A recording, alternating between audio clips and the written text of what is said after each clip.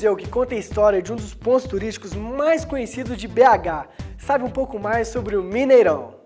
Você que vinha antes ao Mineirão apenas em dias de jogos, hoje pode vir e conhecer todas as suas dependências, além de conhecer o museu, onde conta um pouquinho sobre a história do futebol mineiro. Fomos até os bastidores do Mineirão conhecer as partes internas do estádio, onde normalmente só os jogadores e as equipes técnicas têm acesso. Aqui onde a gente está é onde os jogadores fazem o aquecimento antes da partida, e é claro que eu não ia perder a oportunidade de bater uma bolinha também.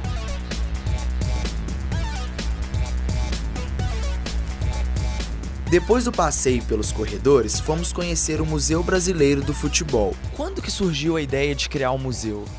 A ideia da construção do Museu Brasileiro do Futebol, ela veio dentro do projeto de reestruturação do Mineirão para a Copa do Mundo do ano que vem, né? Então, dentro disso já estava previsto no projeto a criação desse espaço cultural. Qual que é a importância do museu aqui do Mineirão para Minas Gerais? É o primeiro museu de esporte, né, de Belo Horizonte. Então, assim, se você tratar de ser um museu dentro de um estádio do porte do Mineirão, ele tem uma relevância ímpar, né? É um significado muito grande, tanto que a visitação que a gente recebe ela é muito grande. Então, assim, dentro dessa perspectiva de um lugar novo para ser tratado a memória do futebol brasileiro, né? Para trabalhar a memória de todos esses personagens, eu acredito que seja um espaço ímpar, tanto cultural quanto para a memória do esporte. A média de visitantes por dia tem sido boa?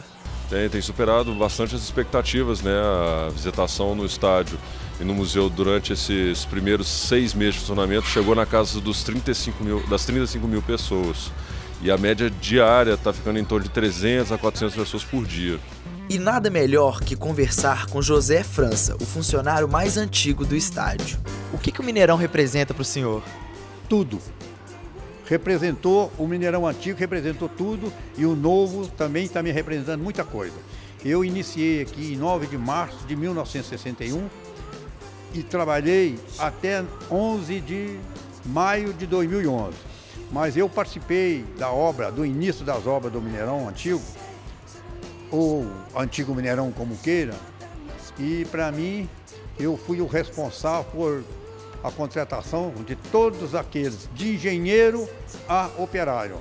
E para mim foi uma honra eu saber de que eu estava coordenando aquilo tudo, e no dia da inauguração, para mim foi o maior prazer da minha vida saber que eu estava inaugurando um estádio mais moderno do mundo e o segundo em tamanho, que era o Mineirão, em 5 de setembro de 65. Jogo entre Seleção Mineira e o River Plate Argentina. O Mineirão, depois da reforma, como é que ele ficou? O que você pode falar pra gente? O Mineirão é uma obra-prima. É um estádio moderno, que pode comparar-se com os estádios europeus. O Mineirão hoje ele não perde para estádio nenhum em matéria de modernismo. Qual que foi o fato ou o jogo que mais marcou assim, a história aqui do Mineirão? Olha aqui, o primeiro jogo Atlético Cruzeiro, em 24 de outubro de 65, houve um pênalti de Teixeira no Wilson Almeida do Cruzeiro. Os jogadores do Atlético não deixaram bater o pênalti. Foi a maior briga dentro do campo. E todo o time do Atlético foi punido. Faltava 15 minutos para terminar o jogo, o Cruzeiro acabou ganhando de 1-0. Conversamos também com alguns visitantes do museu. O que você está achando do museu aqui do Mineirão? Achei muito interessante. Eu não conhecia, né? Eu conheci o Mineirão antigo e estou achando bem melhor agora. Está moderno, está tudo aconchegante e o museu está lindo. Uma coisa muito interessante. O que você mais gostou aqui do estádio? Ver o estádio de perto, ver o campo, tudo, ver os troféus, as coisas que o jogador usou, as placas, os gol de placas que o jogador fez. Você como professora, qual que é a importância de trazer os alunos para conhecer o museu, né, fazer a visitação aqui do Mineirão? Como a gente está a 200 quilômetros de Belo Horizonte, a maioria não conhecia a cidade, então a gente vai aproveitar para fazer outros passeios.